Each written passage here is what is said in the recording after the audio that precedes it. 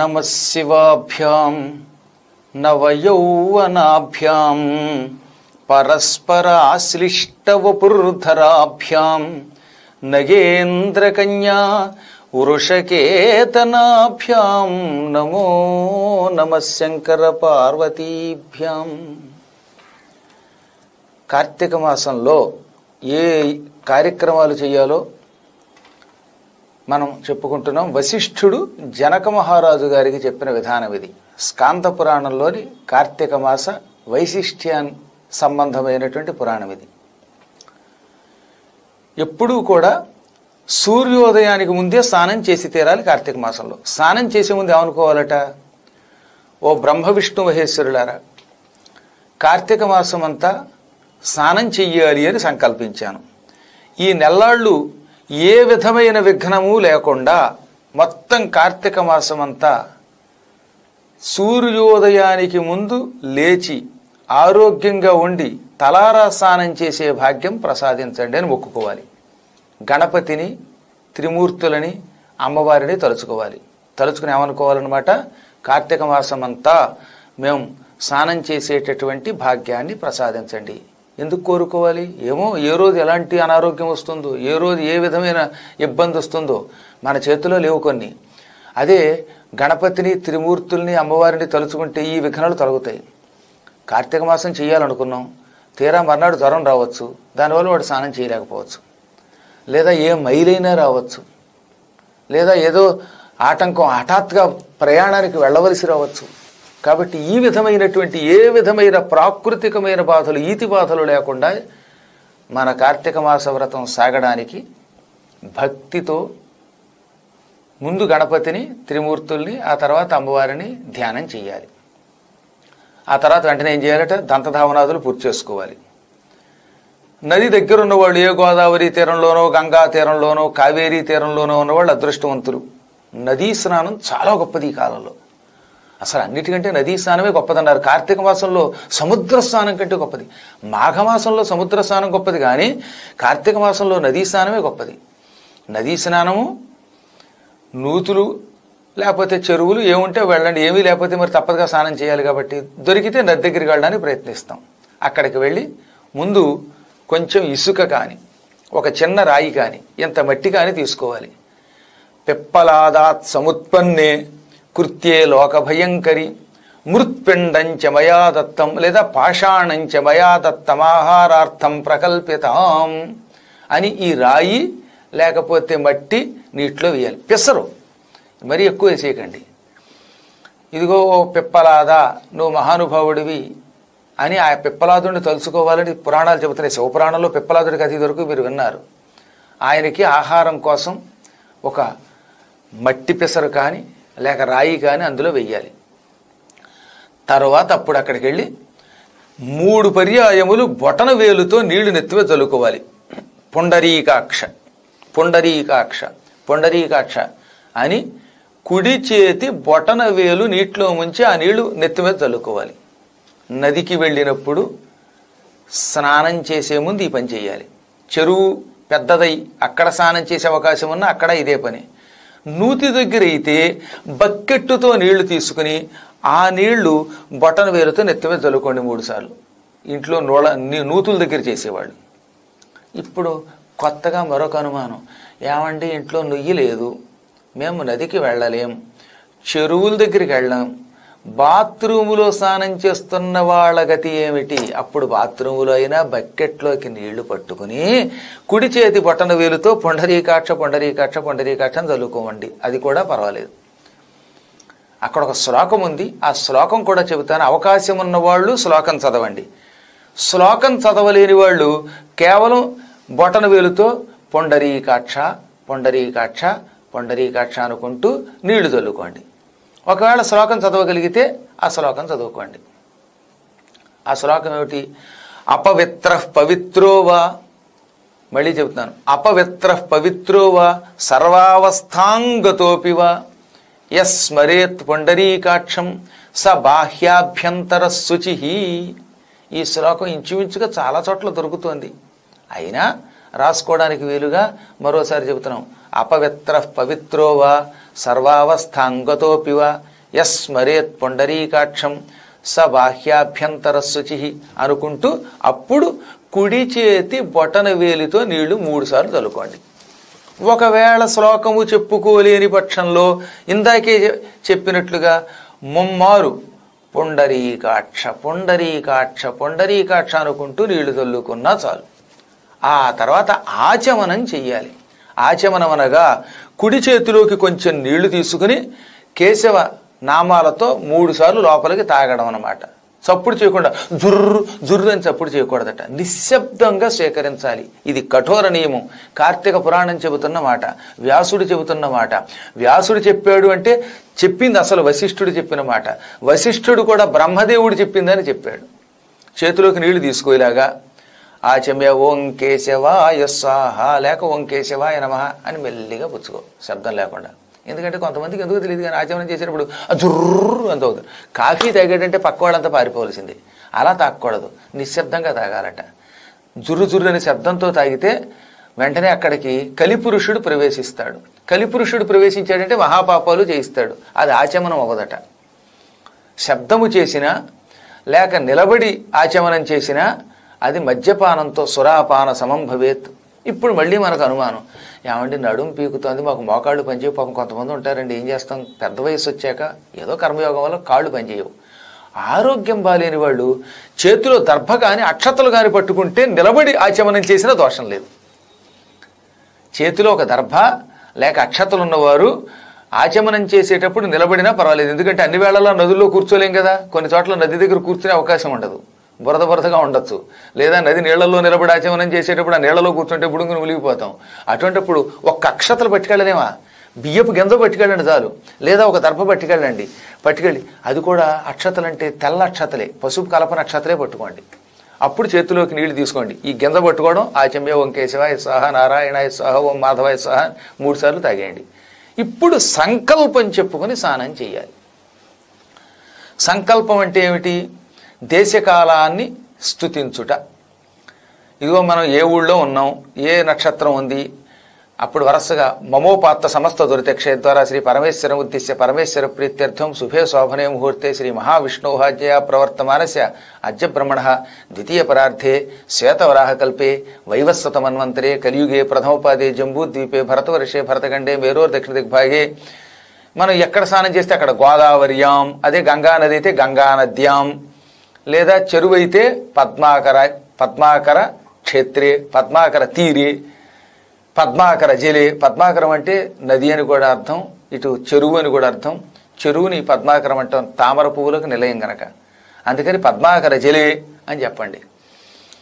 లేదా నూతి దగ్గర అయితే ఇంకేముంది, అక్కడ శుభ్రంగా నూతి పేరు చెప్పుకోండి. అది ఏ నుయ్యో ఏమిటో చెప్పేసుకోండి అంతే. వాపీ జలే స్నానం కరిషి, కోపజలే కోపజలంతో స్నానం చేసేటట్టు. వాపి అంటే దిగుడు బావి, కోపము అంటే తోడుకునేటటువంటి బావి అన్నమాట. బకెట్లతో నీళ్లు తోడుకుంటే అది కోపం అంటాం. దిగుడు బావులు అంటే మెట్లుంటే వాపి అంటాం. వాపీ జలే లేక కోపజలే. ఇలా మొత్తం ఇదొకటి పవిత్ర జలే. అదే ఆ సంవత్సరం పేరు ఏదైతే ఇది సంవత్సరం పేరు చెప్పుకోండి.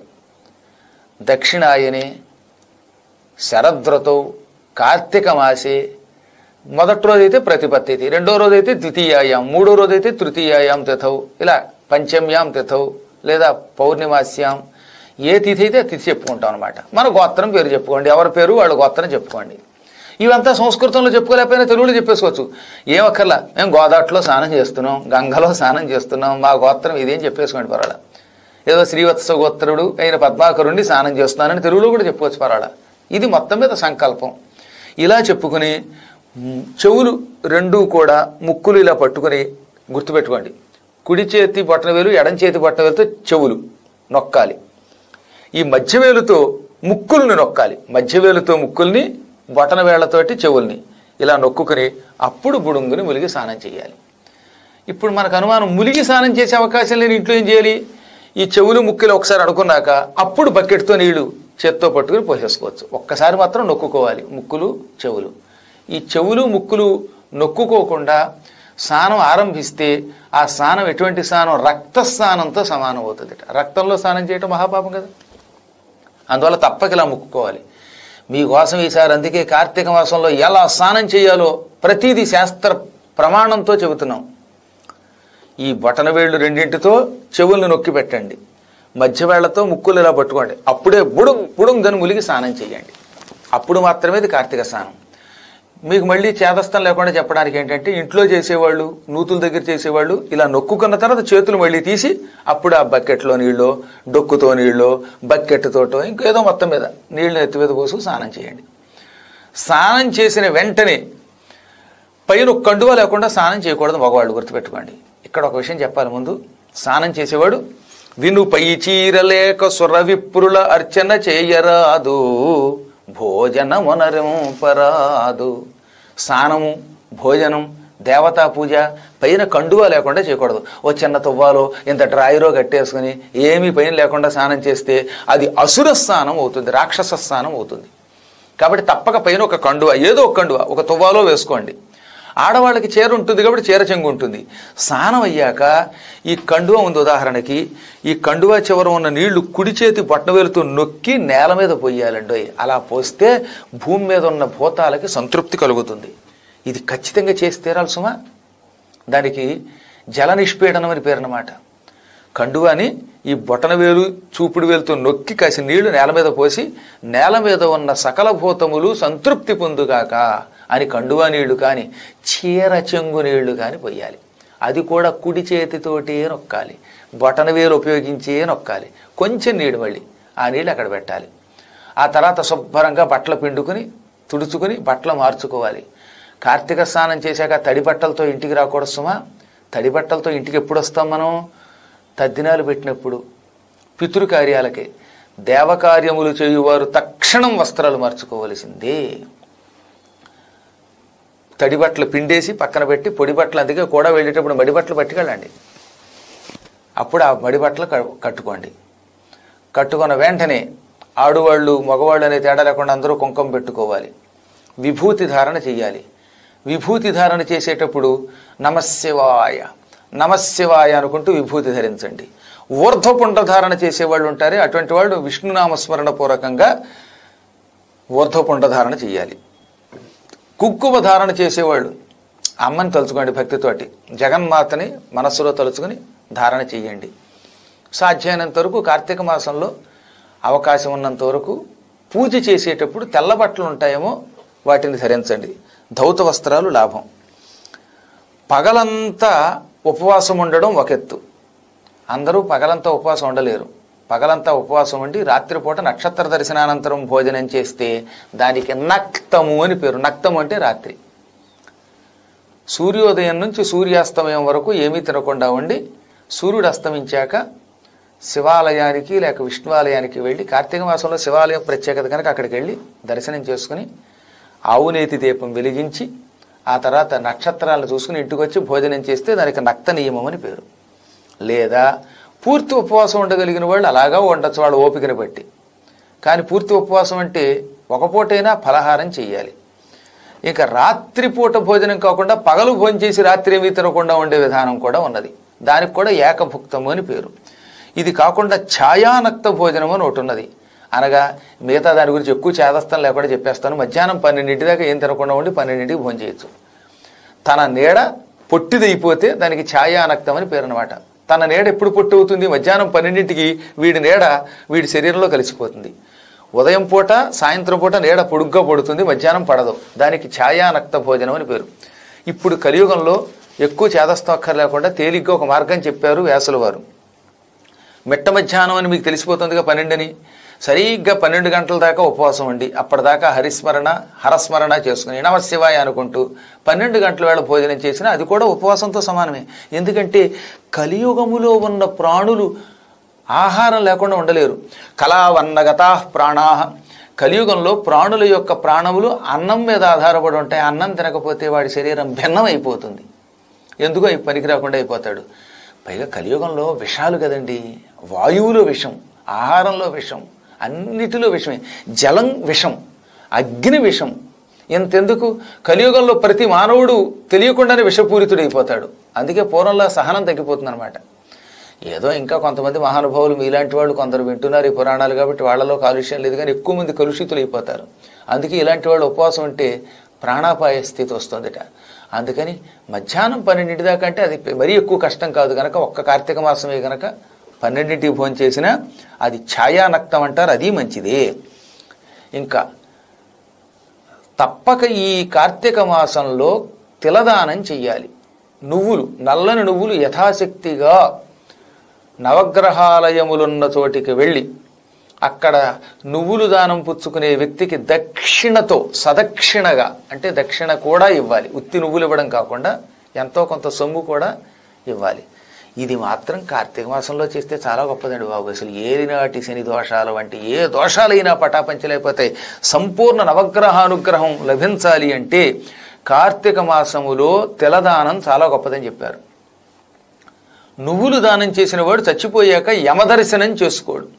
యముడు పాపాత్ముల్ని నల్లని రూపంతో వచ్చి పట్టి పీడించి కొట్టి తీసుకుపోతాడు. అదే ఈ కార్తీక మాసంలో తిలదానం చేస్తే యముడు అందంగా తెల్లని బట్టలతో సింహం మీద కూర్చొని దివ్యవాహనం మీద వచ్చి, నాయన కార్తీక మాసం నెల్లాళ్ళు పద్మాకర్ గారు చెప్పిన కార్తీక వైభవం విన్నావా? తెల్లవారుజామున లేచి స్నానం చేసావా? ఆయన చెప్పిన దాన్ని ప్రమాణంగా తీసుకుని నువ్వులు దానం చేసావా? ఇక నువ్వు యమలోకానికి రావాల్సిన అవసరం లేదు, అందుకే నేను అందమైన రూపంతో వచ్చాను, వెళ్ళు స్వర్గానికి పో అంటాడు. ఇంకా శ్రద్ధతో అనేక దానాలు చేస్తే ఊర్ధ్వలోకాల్లో గొప్ప గొప్ప లోకాలు ఎన్నైనా వస్తాయి. అందుకే కార్తీక మాసంలో తిలదానం చెయ్యాలి. కార్తీక మాసంలో పగలంతా ఒక ఎత్తు, రాత్రి ఒక ఎత్తు అండి. పగటిపూట మన పనులన్నీ చేసుకోవచ్చుట. మీ వృత్తులు చేసుకోండి, వ్యాపారాలు చేసుకోండి, ఉద్యోగాలు చేసుకోండి.